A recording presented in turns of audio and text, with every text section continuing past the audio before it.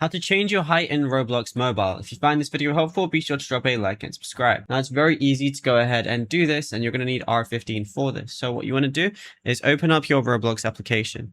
Once you're here, on the top left, go ahead and press the 3 lines, and then you want to go ahead and find your avatar section. But depending on the update on your device, if it's not here, it should be at the bottom. So go ahead and click avatar.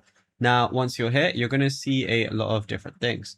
But what I want to do is on the top, I want to press customize because by default, it puts you in the marketplace. And over here on the top left now, under my little profile icon, I can see body shape. Go ahead and click on that. Then I can change my shape or anything like that. And I can also change my body size as well. Like if I wanted to increase my height or decrease my height, I could do that. And then right at the bottom, I can choose whether I want it to be R16 or sorry, R6 or R15. And right now I'm on R15, and then that's it. You'll be good to go. So you can switch that. You can switch your body size, and then you can change anything you want. And then that's it. You'll be fine. And you can also play emotes with R15.